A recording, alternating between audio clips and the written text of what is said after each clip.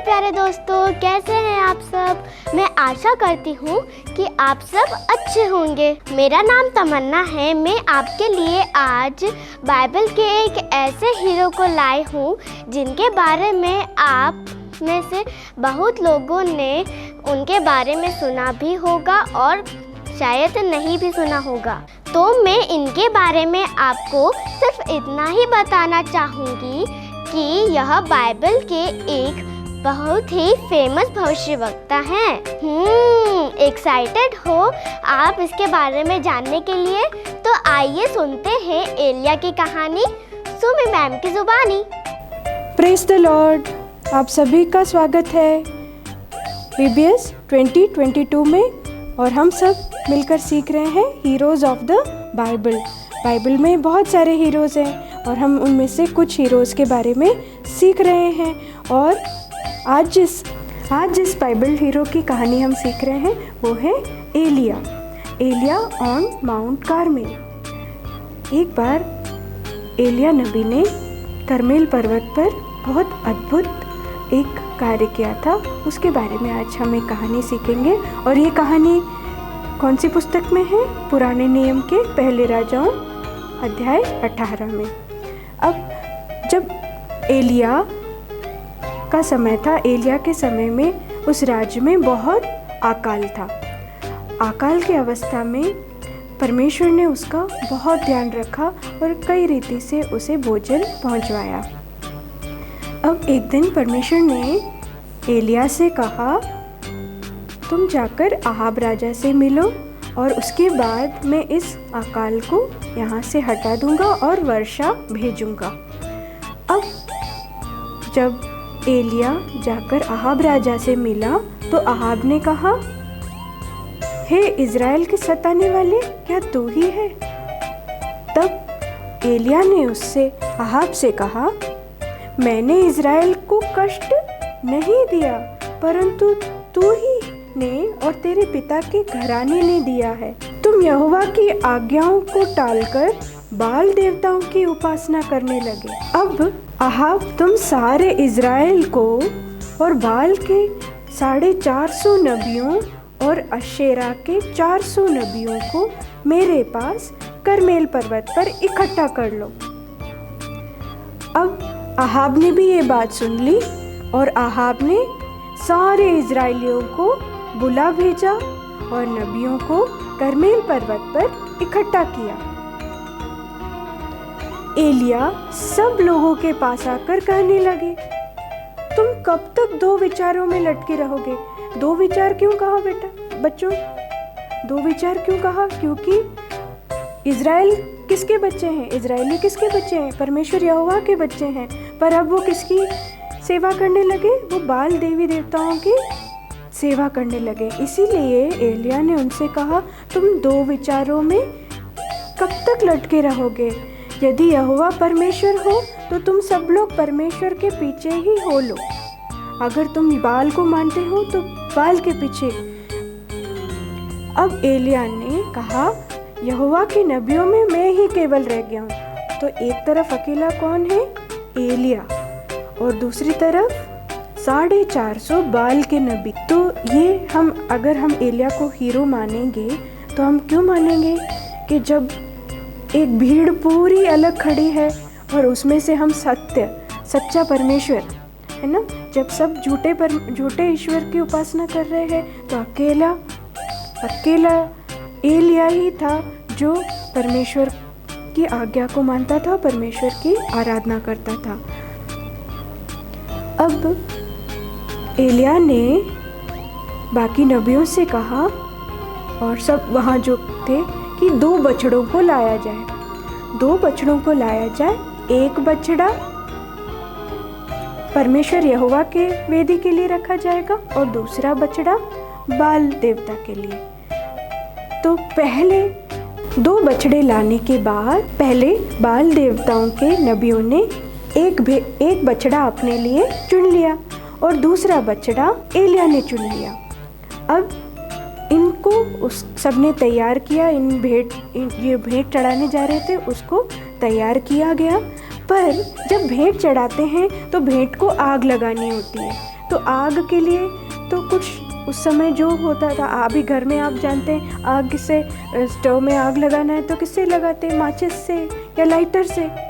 तो उस समय जैसे भी आग लगाया जाता था तो मनुष्य खुद जाकर आग लगाता था और कोई और तरीका आग पैदा करने के लिए नहीं था। तो एलिया ने कहा इसमें आग नहीं लगाई जाएगी, जो देवता जो प्रभु ईश्वर सच्चा है वो खुद आग भेजकर इस भेंट को जलाएंगे। तुम अपने देवता से प्रार्थना करना और मैं अपने यहोवा से प्रार्थना करूँगा, और जो आग गिराकर उत्तर दे वही परमेश्वर ठहरे। तो आप देखो एक कंपटीशन जैसा हो गया ना, एक जगह 450 लोग और दूसरे जगह अकेला एलिया। अब पहले एलिया ने बाल की नबियों से कहा पहले तुम एक बछड़ा चुन लो और तैयार कर लो, क्योंकि तुम तो बहुत लोग हो, तब अपने देवता से प्रार्थना करना, परंतु क्या नहीं लगाना है, आग नहीं लगाना है। अब ये जो 450 नबी थे उन्होंने उस बछड़े को लेकर तैयार किया और सुबह से लेकर दोपहर तक प्रार्थना करते रहे उनके ईश्वर से कि हमारी प्रार्थना सुने और आग भेजें। एलिया ने उनसे कहा हाँ और ज़ोर से प्रार्थना करो, और वो इतना ज़ोर से उछल कर और उनके हाथ में जो कुछ भी वो लेकर बजा रहे थे वो अपने शरीर पे मार के लहूलुहान हो गए, और दोपहर भी आगे बढ़ चुका, उसके बावजूद कोई आग उनके देवताओं द्वारा नीचे नहीं आई। अब एलिया ने कहा अब तुम्हारा समय हो गया, अब मेरा समय है। अब एलिया ने क्या किया, सबसे पहले 12 पत्थर उठाए। 12 पत्थर क्या दिखाते हैं, आपको पता है याकूब के बच्चे कितने थे, याकूब के 12 बेटे थे। याकूब के 12 पुत्रों के अनुसार, जो इज़राइल के पुत्र हैं उनके अनुसार 12 पत्थर उठाकर उसकी एक पूरी वेदी बनाई, पूरी वेदी जमा कर 12 पत्थरों से। अब ये वेदी बनाने के बाद उसने क्या किया, उसके चारों ओर एलिया ने एक बड़ा गड्ढा खोदा, इतना बड़ा गड्ढा, वो बहुत कि उसके अंदर कुछ समा जाए। तब उसने वेदी पर लकड़ी भी सजाई, बछड़े को भी तैयार करके लकड़ी पर रख दिया, और उसने जो उधर लोग खड़े थे उनसे कहा 4 घड़े, कितने घड़े, 4 घड़े पानी भर के पशु और लकड़ी पर उंडेल लो। तो ऐसे 4 बड़े घड़े भरकर पानी डाल दिया। ये पहली बार डाला, फिर दूसरी बार बोला वापस आपको क्या लेके आना है, वापस 4 घड़े लेकर आओ और भेंट के ऊपर डालो और उस पूरी वेदी के ऊपर डालो। ये दूसरी बार 4 घड़े पानी भर के डाले। अब तीसरी बार भी वापस क्या बोला, वापस 4 घड़े भरकर पानी उस पूरी वेदी के ऊपर और भेंट के ऊपर डालो। अब इतना पानी डाला कि जो गड्ढा खोदा था उसके ऊपर भी क्या हो गया, पूरा पानी भर गया। अच्छा, कभी आप आग के ऊपर माचिस जला के पानी के ऊपर आप आग लगा सकते हैं क्या ये संभव है? जैसे ही पानी के ऊपर आग लगाएंगे तो आग क्या हो जाएगी, बुझ जाएगी। तो ये तो एक असंभव बात हो गई। तो इससे एलिया क्या दिखाना चाहता था, परमेश्वर कुछ भी कर सकते। और सच्चा परमेश्वर कौन है? सच्चा परमेश्वर कौन है? प्रभु यहोवा। अगर ये भी हो सकता है, उसने पानी डालकर ये प्रूफ कर दिया कि अब कोई चांस नहीं है कि इसमें कोई भी ट्रिक करके, कोई भी जादू करके इसमें आग लग सके। तो उसने ये प्रूफ भी कर दिया, इतना पानी भर के डाल दिया। कितनी बार डाला? 4 घड़े, 3 बार भर के डाले। तो ये तो असंभव बात है, किसी के पास लॉजिक भी नहीं होगा। अब जो वेदी के चारों ओर पूरा पानी भरा हुआ है, ये तो असंभव है कि इसके ऊपर अगर आग लगाए, आग आके कहीं से भी गिरे तो भी वो नहीं जल पाएगा। तो यहाँ उसने प्रूफ कर दिया कि उसने यहाँ पे कोई भी ट्रिक्स नहीं करी, यहाँ कोई चालाकी नहीं करी है। अब उसने प्रार्थना शुरू कर दी। प्रार्थना शुरू करी, हे अब्राहम, इसहाक और इज़राइल के परमेश्वर यहोवा, आज यह प्रकट कर कि इज़राइल में तू ही परमेश्वर है। और जैसे ही एलिय्याह ने प्रार्थना करी, तब यहोवा की आग आकाश से प्रकट हुई। जैसे ही आकाश प्रकट हुई, वो भेंट के ऊपर गिरी और पूरे भेंट को आग जो आया, उससे पूरी लकड़ियाँ जल गई, पूरे पत्थर भी जले, और जो धूल थी वो सब कुछ, जो कुछ वहाँ था वो सब कुछ भस्म हो गया, और जो जल पड़ा था वो भी सूख गया। ऐसे इतनी तेज अग्नि कभी हो सकती है? ये अग्नि केवल परमेश्वर के द्वारा हो सकती है, इंसान के द्वारा ऐसी अग्नि नहीं लगाई जा सकती। तो हमने देखा किस तरह एक अद्भुत कार्य एलिय्याह के लिए एलिय्याह और परमेश्वर के नाम के लिए परमेश्वर ने एक अद्भुत कार्य किया। एलिय्याह के जीवन से हमने क्या सीखा? वो क्यों हीरो है? क्योंकि जब पूरी भीड़ किसी एक देवता, जो झूठा देवता था, उसके पीछे दौड़ रहा था, तो अकेला एलिय्याह अकेला खड़ा होकर किसके पीछे चलने लगा? परमेश्वर यहोवा के लिए। तो हमारे जीवन में कभी भी ऐसी अवस्था हो कि जब हम अकेले खड़े हैं, तो हमें ये जानना है कि यहोवा ही परमेश्वर है, यहोवा ही परमेश्वर है। इन वचन से परमेश्वर आपको आशीष दे। एलिय्याह के जीवन से आपने जो कुछ सीखा वो अपने जीवन पर अपनाएं।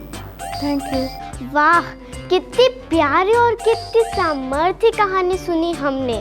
एक तरफ अंधविश्वास से भरे बाल देवता के 450 भक्त, और दूसरी तरफ परमेश्वर के महान भक्त एलिय्याह। केवल परमेश्वर के नाम पर भरोसा और विश्वास कर एलिय्याह नबी बाइबल के हीरो बन गए।